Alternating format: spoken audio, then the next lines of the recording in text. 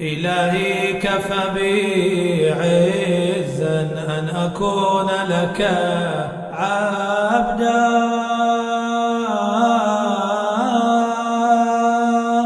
وكفى بي فخرا أن تكون لي ربا. مولا کائنات کے کچھ جملات ہیں بلغاء نے، علماء نے، فصحاء نے، خطباء نے، جو عرب کے خطباء ہیں، عجیب جملہ کہا ہے ان کلمات کے بارے میں کہ انہوں نے کہا کہ 9 کلمات ہیں، 9 جملے ایسے ہیں کہ تکلم بہا امیر المومنین، مولا کائنات نے گفتگو فرمائی، وَارتجل بہن ارتجالا، بغیر کسی سابقہ تیاری کے علی نے گفتگو کی ہے. ثلاث منہا فی الحکمہ وثلاث منہا فی الادب وثلاث منہا، عجیب جملے کہ 3 جملے اس میں سے ایسے ہیں کہ جو ادب میں ہیں، 3 جملے حکمت کے ہیں، اور 3 جملے ثلاث منہا فی المناجات. 3 اور 3، مناجات کے 3، حکمت کے 3 اور ادب کے 3 جملے ہو گئے 9. کہا ہے علماء نے کہ یہ 9 جملے ایسے ہیں کہ فقعنا عیون البلاغہ، کہ بلاغت کے دیدے باہر نکل گئے، پھٹ گئے دیدے. وَأَيْتَمْنَ جَوَاهِرَ الْحِكْمَةِ، اور حکمت کے جواہروں کو ان جملوں نے یتیم کر دیا کہ اب تمہاری کوئی اوقات نہیں ہے. اور قطعنا یا منعنا، روک دیا لوگوں کے کہ الحاق بہا، کہ لوگ ان جملوں سے ملحق ہو سکے. اب کوئی ان جملوں کی طرح کوئی جملے نہیں کہہ سکتا. اب میں ایک جملہ کہہ کر آگے بڑھ جاؤں جس کے 9 جملے بلاغت کے دیدے باہر نکل جائیں، بلاغت کے دیدے پھٹے رہیں، اور جواہر حکمت یتیم ہو جائیں، اور کائنات میں کوئی بھی عالم ان جملوں سے ملحق نہ ہو سکے، تو مجھے یہ بتائیے کہ اس علم کی کیا مقدار ہوگی جس کا یہ دروازہ ہے. فرمایا اما اللاتی فی المناجات، وہ 3 جملے جو علی بن ابی طالب کے مناجات میں ہیں. فرمایا کفا بی عزا ان اکون لک عبدا وکفا بی فقرا ان تکون لی ربا انت کما تحب فاجعلنی کما احب. وہ 3 جملے جو مناجات کے ہیں، خوب توجہ کیجئے گا. مناجات کا مطلب کیا ہے آپ سب جانتے ہیں، دعا مانگنا. دعا جب انسان مانگتا ہے تو جب دعا مانگتا ہے تو دعا اس کی روح کی بلندی کو بتاتی ہے. جتنی بلند آپ کی دعا اتنی بلند آپ کی روح. پروردگار موٹر سائیکل مل جائے، مانگیے. میں بچے بیٹھے نوجوان، بری چیز نہیں ہے. پروردگار کالج میں داخلہ ہو جائے، کوئی بری چیز اچھی، بالکل مانگیے. جو مشکل ہے دعا مانگیے، جو مشکل ہے، جس چیز کا دل چاہے دعا مانگیے. ایک گاڑی آپ کو اچھی لگی، سڑک پہ جا رہی ہے، دعا مانگ لیجیے، کوئی حرج نہیں ہے. اور یہ عادت ڈالیے، کیونکہ قیامت میں جتنی دعائیں خدا نے آپ کی اس دنیا میں قبول نہیں کی ہوں گی، ان کے بدلے میں، ان کے عوض جنت میں آپ کو درجات دے گا. کوئی گھر اچھا لگا، خرید نہیں سکتے، دعا مانگیے. حرام کے ذریعے حصول کی کوشش مت کیجیے. کتنا رحیم و کریم خدا ہے کہ میرے بندے جو اچھی چیز لگی دعا مانگ، ہم مصلحت دیکھیں گے، تجھے نہیں دیں گے. بیمار ہے دعا مانگتے رہیے، صحت نہیں ملی، قیامت میں درجات بلند ہوں گے. تو دعا یعنی مناجات، یعنی خدا سے گفتگو ہے کہ نہیں. ایک بچہ آتا ہے اپنے باپ کے کان میں کہتا ہے ہمیں فلاں مٹھائی چاہیے، ہمیں فلاں کھانے کی چیز چاہیے. ایک بچہ کہتا ہے ہمیں لباس چاہیے. ایک بچہ کہتا ہے ہمیں کھانا چاہیے. ایک بچہ کہتا ہے ہمیں اچھا گھر چاہیے. ایک بچہ باپ کے کانوں میں آ کے کہتا ہے بابا پدر گرامی ہمیں کچھ چاہیے، ہمیں خود آپ چاہیے. تو سب سے بلند بچہ کون سا ہوا؟ ہمیں آپ چاہیے. بیٹا یہ لے لو، جان چھوڑو، چلے جاؤ. نہیں، سائے کی طرح آپ کے ساتھ رہیں گے، ہم آپ کو نہیں چھوڑ سکتے. تو اس بچے کی سطح کس مقام پر ہے؟ مناجات، دعا. کیا فرمایا علی بن ابی طالب نے؟ اچھا مناجات آئی تو میں دعا کا ایک واقعہ بتا دوں. رک جائیے یہیں پر مناجات کے سلسلے میں. ربیعہ خادم رسول خدا کا، رسول خدا کا ربیعہ 7 برس ہماری خدمت کی. خدم تنی 7 سنین، 7 برس ہماری خدمت کی ہے. اللہ تسلی شیئن، کچھ مانگو. یہ ہے رسول خدا کی خدمت کا صلہ. جو لوگ فرش ازا بچھا رہے ہیں نا، اور یہی مقام کہ جو کئی دہائیوں سے فرش اعظم بچھ رہا ہے. حسین علی عالم غیب سے کہہ رہے ہیں بھائی کئی دہائیوں سے تم نے فرش اعظم بچھایا ہے, کچھ مانگو. اتنے سالوں سے بچپنے سے مجلسوں میں جا رہے ہو, ہماری خدمت کر رہے ہو, آنسو بہا رہے ہو, کچھ مانگو. یہ سب کا سب پورا گھرانہ ایک ہی طبیعت ہے ان کی. 7 برس خدمت کی, کچھ مانگو. سبیل پر پانی پلانے والا, عزاداروں کے جوتے اٹھانے والا, فرش اعظم بچھانے والا, شامیانے جو لگا رہا ہے وہ معمولی کام نہیں ہے. سمجھے کس کے لیے شامیانہ لگا رہا ہے. کہا کہ 7 برسوں کچھ مانگو. کیوں نہیں مانگ رہے کچھ؟ رسول خدا بھی, میرے الفاظ ہیں, پریشان ہیں. 7 برسوں میں کچھ نہیں مانگا. اچھا, رسول خدا کو بھی اعتماد ہے اپنے صحابی پر. کہہ سکتا ہے یا رسول اللہ آپ کے پاس کبھی صبح کا ناشتہ ہوتا ہے, دوپہر کا کھانا نہیں ہوتا, 2 جبے ہیں, 1 جبہ ہے آپ کے پاس, آپ سے کیا مانگوں؟ کہتا امہلنی حتی افکر, وقت دیجئے تاکہ سوچ سکوں. کہا کہ اچھا ٹھیک ہے, جاؤ سوچ کے آؤ. دوسرے نے آیا, کہا کہ یا رسول اللہ سوچ لیا. کہا بتاؤ کیا حاجت ہے, کیا چاہیے؟ کہا کہ میں یہ چاہتا ہوں تسأل اللہ, آپ اللہ سے یہ مانگے, ان یجعلنی معک فی الجنہ, خدا مجھے جنت میں آپ کے ساتھ رکھے.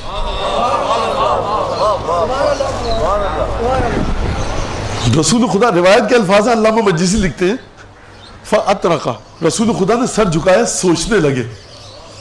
سر اٹھا کر کہا من علمک ھذا, تجھے سکھایا کس نے, یہ بتا.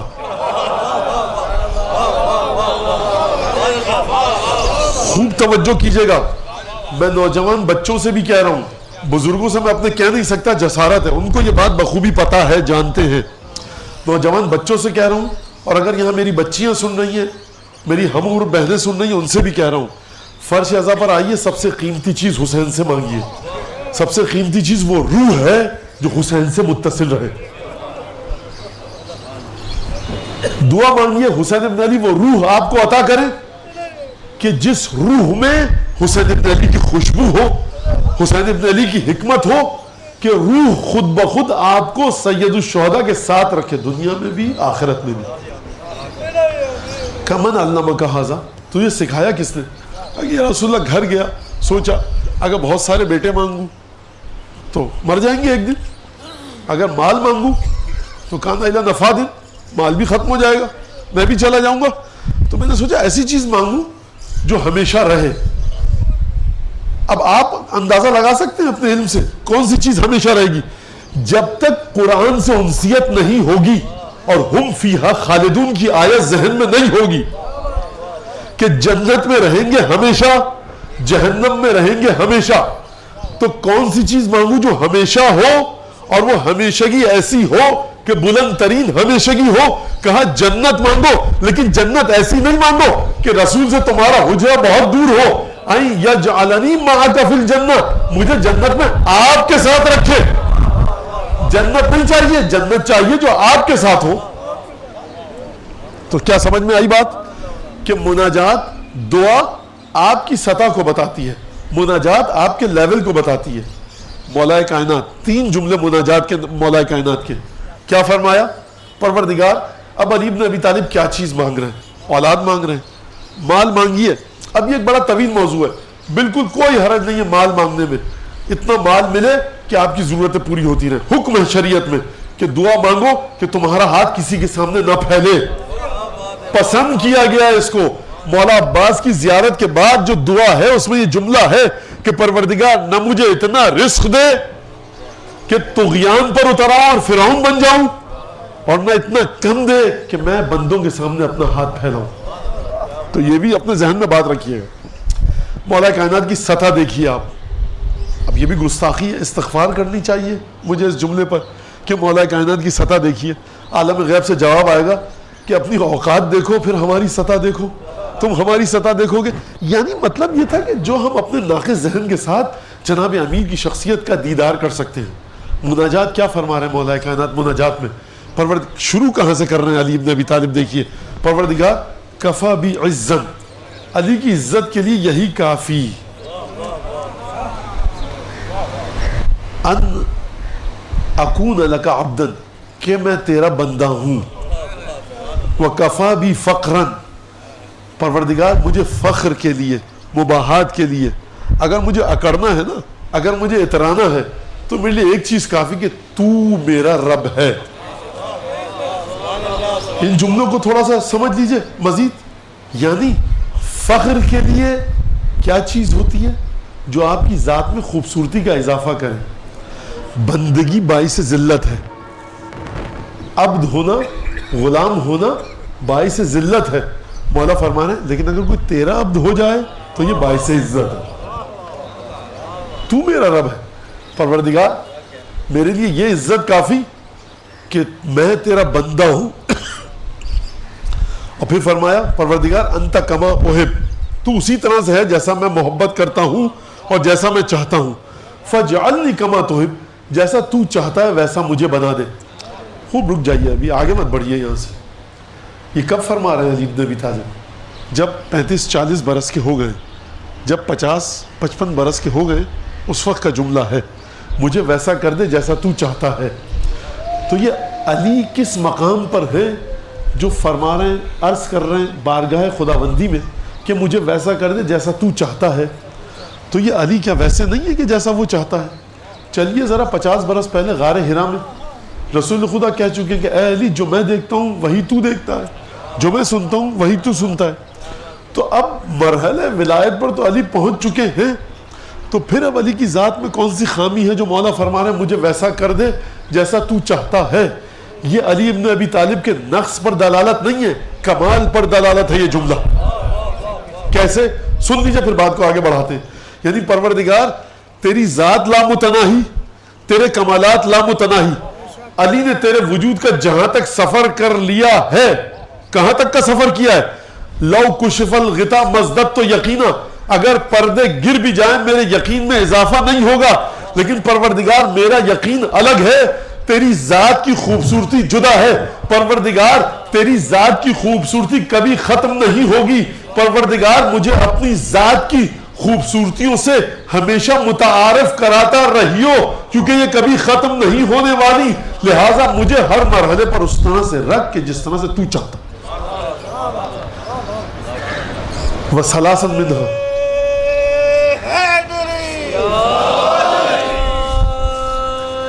وَثَلَاثٌ مِنْهَا فِي الْحِكْمَةِ، اور 3 حکمت کے جملے ہیں۔ کیا جملے ہیں؟